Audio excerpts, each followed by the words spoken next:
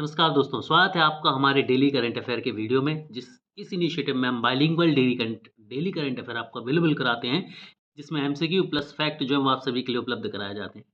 आज हम 26 मार्च 2025 के इम्पोर्टेंट क्वेश्चन जो है वो देखने जा रहे हैं। ठीक है दोस्तों, तो हमारी कोशिश यही होगी कि यहाँ पर डेली 10 से 15 मिनट में आपको डेली का करंट अफेयर जो है वो उपलब्ध कराया जाए, जिससे आपका ज़्यादा समय भी वेस्ट ना हो और आप जल्दी से जल्दी करंट अफेयर जो है वो ग्रास्प कर पाएँ। कंटेंट हमारा बाइलिंगुअल रहेगा, तो चाहे हिंदी मीडियम के स्टूडेंट हो, चाहे आप इंग्लिश मीडियम के स्टूडेंट हो, आपके लिए कोई समस्या नहीं होने वाली। यदि आप हमारी पीडीएफ को परचेज़ करना चाहते हैं, तो हमारी जो मंथली करंट अफेयर की मैगज़ीन है, ये मात्र ₹9 में, और जो ईयरली करंट अफेयर की मैगज़ीन है, ये ₹19 में आपके लिए अवेलेबल है। इसके लिए आपको डिस्क्रिप्शन बॉक्स में हमारी लिंक दी हुई है एप्लीकेशन की, उस एप्लीकेशन को डाउनलोड करना है और वहाँ से आप इसे परचेज़ कर सकते हैं। तो पहला क्वेश्चन है, भारत जैव अर्थव्यवस्था रिपोर्ट 2025 के अनुसार भारत की जैव अर्थव्यवस्था 2024 में कितने बिलियन डॉलर तक बढ़ गई है। 2024 की बात कर रहे हैं, तो 2024 में ये जो है कहाँ पहुँच गई है, ये पहुँच गई है 165.7 बिलियन डॉलर। जी हाँ दोस्तों, 165.7 बिलियन डॉलर जो है ये पहुँच चुकी है। ठीक है, यहाँ पर आप लोग देख सकते हैं। और साथ में बात करेंगे कि 2030 तक हम यूएसडी 300 बिलियन डॉलर के पार पहुंच जाएंगे। 2024 में हम कितने आ चुके हैं? 2024 की यदि हम बात करें तो 2024 में 165.7 बिलियन पहुंच चुके हैं, और 2030 के लिए जो हमारा टारगेट है, एक्सपेक्टेशंस है, वो 300 बिलियन डॉलर की हैं, याद रखना है। आगे बढ़ते अगले क्वेश्चन की तरफ। हाल ही में केंद्र सरकार ने देश में चीन, दक्षिण कोरिया जैसे देशों से बढ़ते खराब गुणवत्ता वाले स्टील आयात को रोकने के लिए कितने प्रतिशत का टैरिफ लगा दिया है। सुपर इम्पोर्टेंट क्वेश्चन है कि जो पुअर क्वालिटी का स्टील आता है कहाँ से, चाइना से और साउथ कोरिया से, इसके ऊपर कितना टैरिफ लगा दिया गया है। इसका करेक्ट आंसर है दोस्तों 12% टैरिफ जो है वो लगा दिया गया। इसकी रेंज है अलग अलग, तो यहाँ पर मैं आपको बता देता हूँ कि जो टैरिफ की रेंज है वो कितनी रहने वाली है।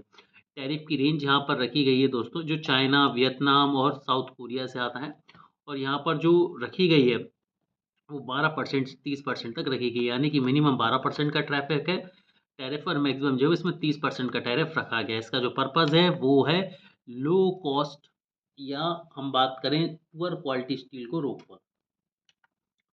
अगले क्वेश्चन की तरफ हम चलते हैं। हाल ही में भारत ने किस देश में आई बाढ़ की स्थिति को देखते हुए वहां मानवीय सहायता भेज दी है। Recently, in the view of flood situation in which country India has sent humanitarian aid there. ठीक है, तो हमने किस कंट्री को भेजी है? तो हमने ये भेजी है दोस्तों बोत्सवान को। ठीक है, बोत्सवाना को हमने भेजी हुई है ये।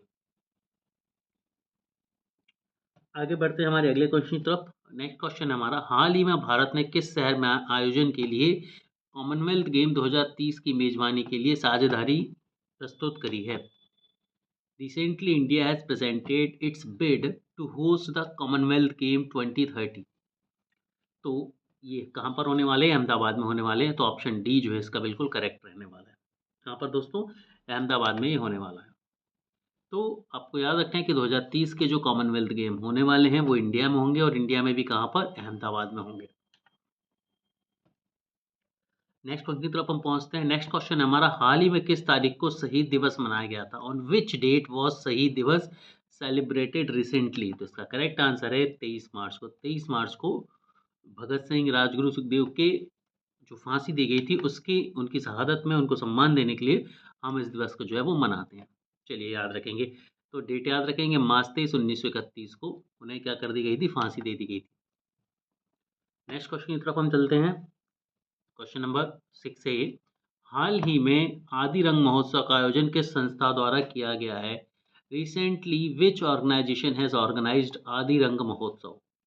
ठीक है, तो आदि रंग महोत्सव की यदि हम बात करें तो राष्ट्रीय नाट्य विद्यालय, नेशनल स्कूल ऑफ ड्रामा के द्वारा ये आयोजित किया गया है। ठीक है दोस्तों, तो याद रखना है, एक 3 डे इवेंट है जो कि है आदि रंग महोत्सव। ये किसके द्वारा किया गया है? ये जारी किया गया है किसके द्वारा?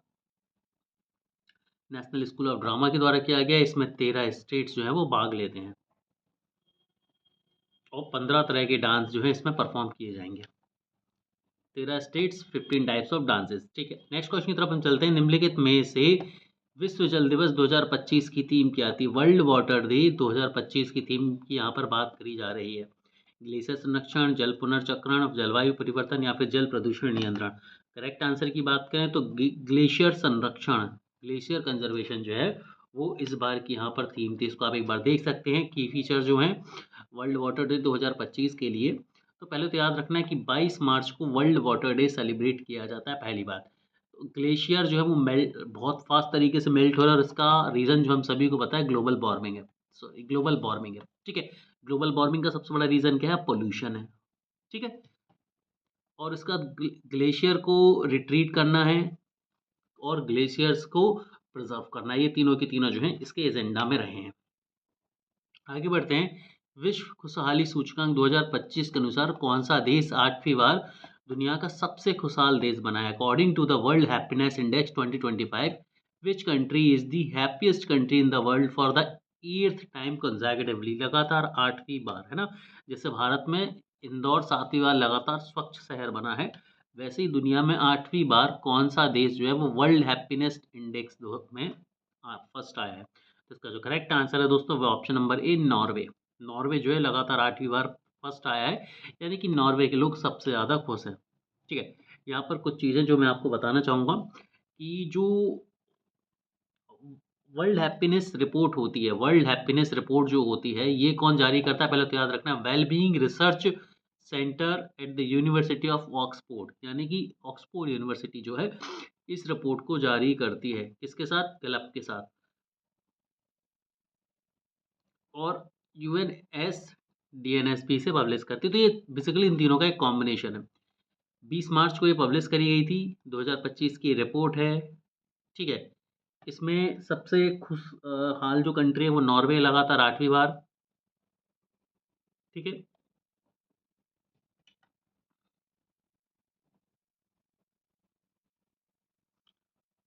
ठीक है दोस्तों, माफ़ी चाहूँगा, इसका जो करेक्ट आंसर होगा फिनलैंड है। 8th कॉन्सेक्यूटिव टाइम, माफ़ी चाहूँगा, इसका जो करेक्ट आंसर है नॉर्वे ना होकर फिनलैंड है। ऑप्शन नंबर बी जो है इसका बिल्कुल करेक्ट आंसर होगा, फिनलैंड है।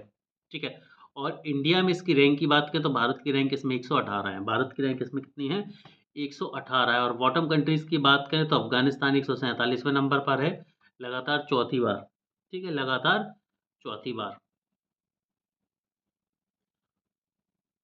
ओके, और इसकी यदि हम रैंकिंग की बात करें कि किन-किन चीज़ों को कंसीडर किया जाता है, तो यहाँ पर हम देख सकते हैं कि 3 साल का एवरेज इसमें देखा जाता है लोगों की लाइफ इवैल्यूएशन का।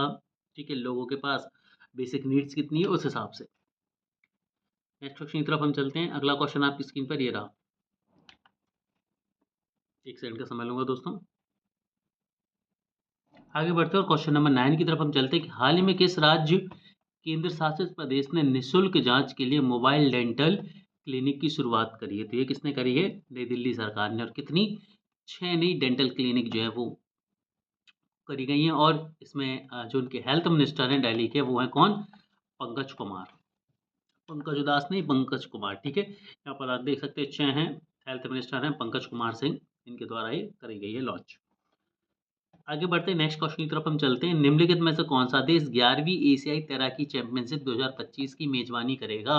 विच country to host 11th Asian swimming championship? And the correct answer is none other than हमारा प्यारा भारत। ठीक है, हमारा प्यारा भारत। अगले क्वेश्चन की तरफ हम चलते हैं। इसके पहले याद रख लीजिए कि 1 अक्टूबर से लेकर 15 अक्टूबर तक ये होस्ट किया जाएगा। और कहाँ पर किया जाएगा ये? है ना, नारायणपुरा स्पोर्ट कॉम्प्लेक्स में। कहाँ पर है ये? जल्दी से आप लोग मुझे कमेंट करेंगे। आगे बढ़ते हैं, क्वेश्चन नंबर 11। निम्नलिखित में से प्रतिवर्ष किस तारीख को विश्व क्षय रोग या टीबी दिवस मनाया जाता है? वर्ल्ड ट्यूबरक्लोसिस डे कब सेलिब्रेट करा जाता है? तो इसका जो करेक्ट आंसर है, प्रतिवर्ष 24 मार्च को इसे सेलिब्रेट करा जाता है। ठीक है, 24 मार्च को सेलिब्रेट किया जाता है। तो याद रखना है 24 मार्च यानी कि सोमवार के दिन वर्ल्ड ट्यूबरक्लोसिस डे जो है वो सेलिब्रेट करा गया था। और इस बार की जो थीम थी वो क्या थी? Yes we can end TB, commit invest deliver. ठीक है, ये इसकी थीम थी, याद रखना है, थीम भी ज़रूरी है। नेक्स्ट क्वेश्चन की तरफ हम चलते हैं कि हाल ही में अंतर्राष्ट्रीय समुद्र तल प्राधिकरण ISA का कौन सा सत्र जमैका में शुरू हुआ था? ठीक है, तो ये कौन सा सत्र था? ये था दोस्तों 30वां सत्र। ठीक है, 30वीं बैठक थी ये। 13वां क्वेश्चन, हाल ही में किस देश की 9वीं रक्षा नीति वार्ता नई दिल्ली में हुई थी? Recently the 9th defence policy dialogue between India and which country held at New Delhi? और इसका करेक्ट आंसर है दोस्तों भारत और ऑस्ट्रेलिया के बीच। भारत और ऑस्ट्रेलिया के बीच। अगले क्वेश्चन की तरफ हम चलते हैं कि हाल ही में जम्मू कश्मीर सरकार द्वारा आयोजित वतन को जानो कार्यक्रम का उद्देश्य क्या था? तो इसका जो करेक्ट आंसर था वो है ऑप्शन नंबर ए, और ऑप्शन नंबर ए में क्या था? जम्मू कश्मीर के युवाओं को देश की मुख्य धारा में लेकर आना।